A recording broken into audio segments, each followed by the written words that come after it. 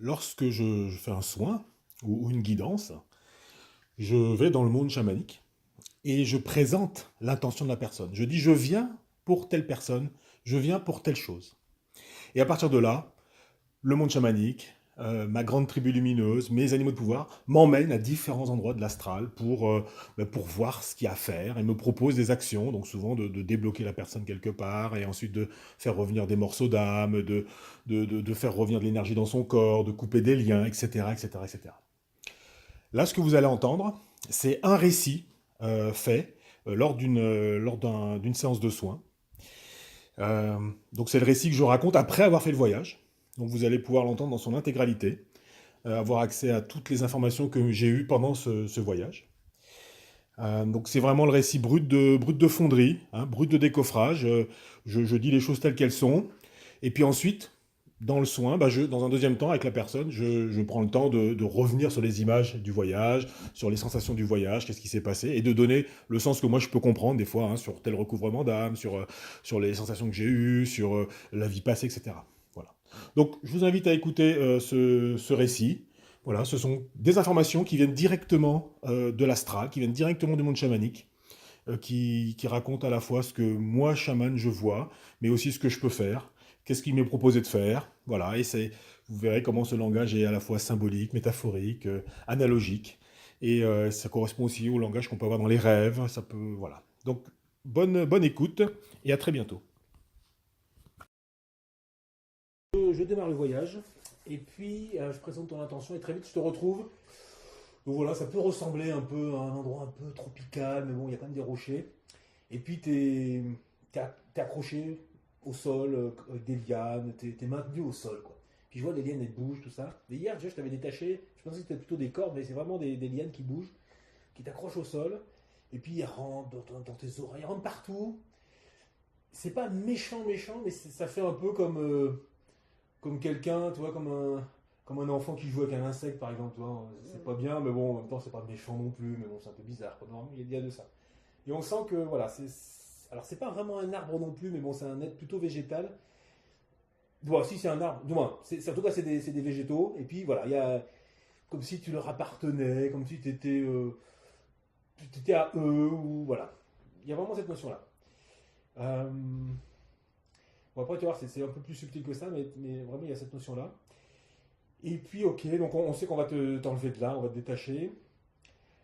Donc je m'approche un peu, puis bon, ça fait. Les racines frémissent, mais elles partent pas vraiment, donc il faut insister, puis à un moment, elles commencent à s'écarter. Et puis on fait une sorte de bulle de protection autour de toi.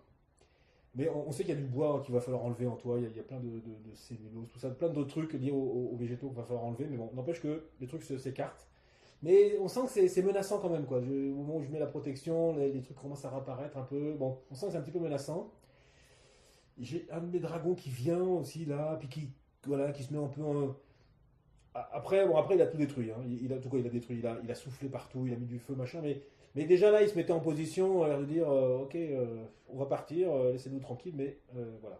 Donc il y a vraiment ce côté un peu menaçant. On est obligé de faire la menace pour pouvoir juste partir tranquillement, quoi. Et ok, bon, voilà, je fais la bulle de protection, je te récupère. Et puis en partant, voilà, donc ça prend un peu de temps pour partir, hein. Mais voilà, à un moment, tu es prête à partir. Alors, oui, en même temps, j'appelle ta tribu, voilà, alors elle vient pas sur place, mais elle se manifeste au loin.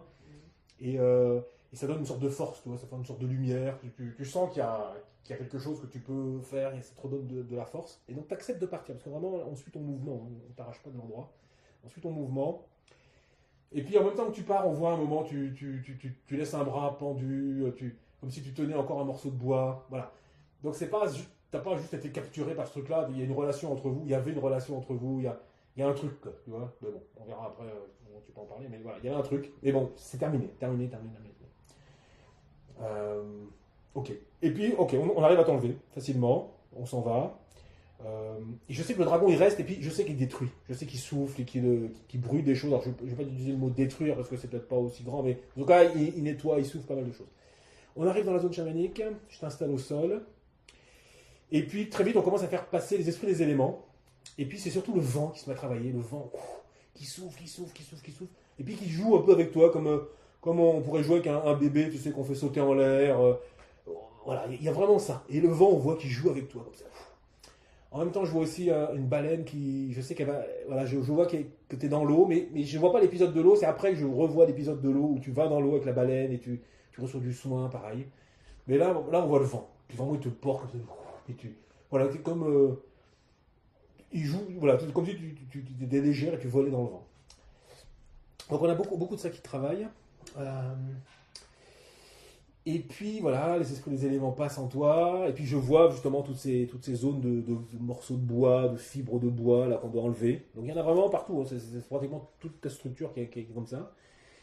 Ok, voilà. Et puis voilà, tranquillement, ben, on en les enlève, voilà, dans les jambes, partout, etc. Et puis après il y a des brindilles qu'on enlève. Voilà, mais plein d'endroits on enlève ça. On fait passer de la lumière à la place. Ok, voilà. Donc on fait ça. Ça prend un certain temps. Et puis à un moment, on va monter dans le monde du haut. Donc c'est après, voilà. On monte dans le monde du haut. Donc c'est le monde du haut, c'est l'endroit où on a accès un peu à la lumière de la source, à l'énergie de la source, à l'amour inconditionnel. Voilà, on a accès à tout ça. Donc je te nourris de ça, tu te baignes là-dedans, je te nourris de ça. Euh, et puis voilà, et ça augmente ta confiance dans l'incarnation.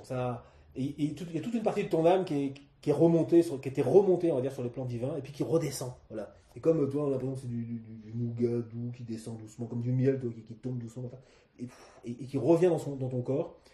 Voilà, il y a une grosse partie qui était partie parce que c'était plus vivable ou c'était pas, voilà. En tout cas, il restait que le minimum, on va dire. Du moins, il restait pas grand chose. Mais voilà, et là, il y a beaucoup qui est revenu même, qui est revenu. Voilà, il y a une sorte de confiance qui s'est remise, tout ça. Voilà, beaucoup comme ça. On continue toujours avec cette énergie de l'amour inconditionnel. Et puis, il y a des morceaux d'âme non incarnés aussi qui viennent, quelques-uns qui viennent se mettre en toi. Voilà. Ok, bon, on redescend. Alors là, il y a peut-être l'épisode avec l'eau. À un moment, donc je vois que tu pars dans l'eau. Et pareil, la baleine joue avec toi. Pareil, je vois que son aileron te soulève, te refait tomber. Voilà, il y a vraiment cette notion toujours de jouer avec toi. De... Comme si tu étais un enfant. D'ailleurs, la notion d'enfant, elle est plusieurs fois apparue d'ailleurs. Comme si tu étais un enfant, toi. Tu vois, il y a vraiment cette notion-là plusieurs fois. Ok. Bon, alors attends, je discute avec mon guide, mais je sais plus trop, bon, ça va me revenir. Mais voilà, et à un moment, on va faire du recouvrement d'âme. Et donc, les deux premières que je vais chercher, donc c'est alors attends, c'est 13 ans, voilà, c'est 13 ans et 15 ans. Et donc, je vais chercher, donc, alors on est dans le monde du milieu. On est dans le monde du milieu. Et, alors, je me souviens plus vraiment. Bon, les images m'échappent, je suis désolé, mais bon, en tout cas, voilà, c'est des événements instantanés, violents, c'est des trucs où tu es obligé de sortir de ton corps. Mais on est dans le monde du milieu, et j'arrive plus à me rappeler quelle scène je vois. Bon, ben voilà, bon, ben, écoute, c'est pas grave. En tout cas, voilà, la première c'est 13 ans. Ensuite, je sais que je dois aller chercher celle de 15 ans. Et puis, je reviens avec les deux premières, on me dit, on me dit, il faut aussi aller chercher toi à 11 ans. Sauf que là, on va te chercher dans le monde du bas. Et dans le monde du bas, c'est pas des événements instantanés comme un accident ou une agression. C'est des choses organisées. Comment dire, c'est un environnement, tu vois, c'est une ambiance qui fait qu'à un moment, tu es obligé de partir, quoi. Oui. Voilà. Et donc là, cet enfant, voilà, on est allé chercher dans le monde du bas. Donc je l'ai cherché un peu, il a fallu que je demande où tu étais, ça rigolait, tout ça, puis finalement je t'ai trouvé, voilà, puis on est vite parti tranquillement. On est revenu ici dans le monde du milieu, et puis voilà, et on a fait rentrer tous ces morceaux, donc tous ces morceaux de toi, hein, on les a fait rentrer en toi très facilement, voilà, ils sont installés. Et les deux premiers, donc 13-15, ils ramènent, on va dire un côté adulte, quoi. Je sais pas comment dire. C'est comme si ta maturité de 15 ans, ben, elle était partie et là, elle est revenue, quoi. Il y a cette sorte, il y a un peu de ça, quoi. Alors, c'est peut-être pas bien exprimé ce que je dis, mais il y a un peu de. Par exemple, l'enfant de 15 ans, elle va pas vouloir prendre des médicaments, par exemple, tu vois. Des Ouais. choses comme ça. Elle est pas. Voilà, elle est moins enfant, quelque part, que ce que tu étais ces derniers temps, tu vois, un petit peu. Un petit peu, voilà. Voilà comment je peux l'exprimer. Voilà. Mais les deux ramènent vraiment quelque chose de l'ordre de je m'en laisse pas compter, c'est moi qui suis aux commandes. Enfin, elle ramène ça.